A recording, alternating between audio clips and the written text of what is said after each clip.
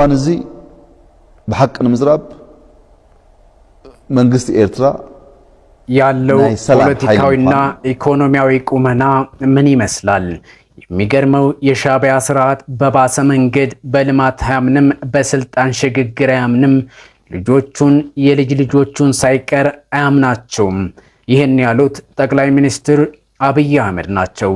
እንደሚታወቀው የኤርትራ ህዝብ የሥራ ፍቅር ያለውና ስራ ፈጣሪ ነው። ነገር ግን የሚሆነው መንግስት ማግኘት አልቻለም። ሁላችንም እንደምናውቀው ሻዕቢያ ስልጣን ሲይዝ ከ300 በላይ ፋብሪካዎች በኤርትራ ነበሩ። ዛሬ ሁሉም በሚባል ደረጃ የሉም በማለት ጠቅላይ ሚኒስትሩ ማብራሪያቸውን ይቀጥላሉ። ጠቅላይ ሚኒስትሩ ከኢዜአ ጋር ባደረጉት ቃለ ምልልስ ያኔ አስመራ ዩኒቨርሲቲ የምትባል አንድ ዩኒቨርሲቲ ነበረች፣ እሷም ተዘግታለች። ኤርትራ እንደ ሀገር አንድ ዩኒቨርሲቲ የላትም። ኤርትራዊ ሀገሩን ትቶ ወደ ስደት አመርቷል። የሚታወቅ ነው። ኡጋንዳ፣ ሱዳን፣ ደቡብ ሱዳን፣ ኬንያ፣ ኢትዮጵያ በሁሉም ሀገራት ተሰደዋል። ኤርትራ ባዶ የሆነች ነው። እነዚህ ከሀገራቸው የተሰደዱት በስደት ላይ ሰርተው እንዳይኖሩ ከነርሱ ጋር ሰላዮችን ጭምር እየላከ ማነው ጤነኛ ማነው በሽተኛ የሚለውን ለማወቅ አስቸጋሪ ስለሆነ ሰላማዊ የሆኑት ችግር ላይ እየወደቁ ይገኛሉ። እዚህ ኢትዮጵያ ውስጥ ኤርትራውያን እንደ ሀገራቸው ይስሩ የሚል አቋም ነበረን። ችግር እየፈጠረ ያለው ከጤነኛው ጋር ተቀላቅሎ የሚመጣው በሽተኛ አስተሳሰብ ያላቸው ሰዎች ስላሉ ነው።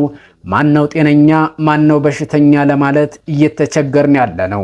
በሀገራቸው እንዳይኖሩ ሰላም እያሳጣቸው ነው። ስደት ላይ ሆነውም ሰላም እያሳጣቸው ነው ሲሉ የሻዕቢያ መንግስት ይወቅሳሉ።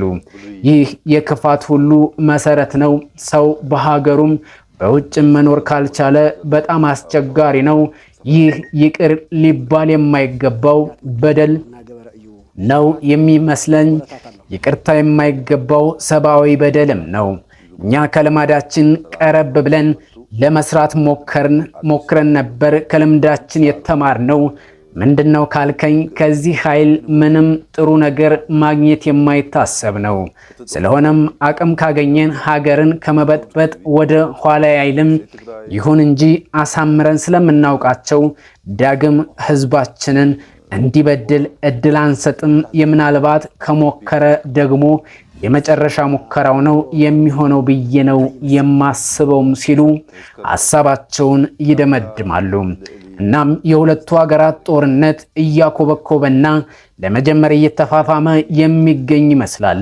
ጦርነቱም በሁለቱ ሀገራት መካከል የማይቀር የሚመስለው ይህ የጦርነት ድባብ እያንዣበበ የሚገኝባቸው ሀገራት ናቸው።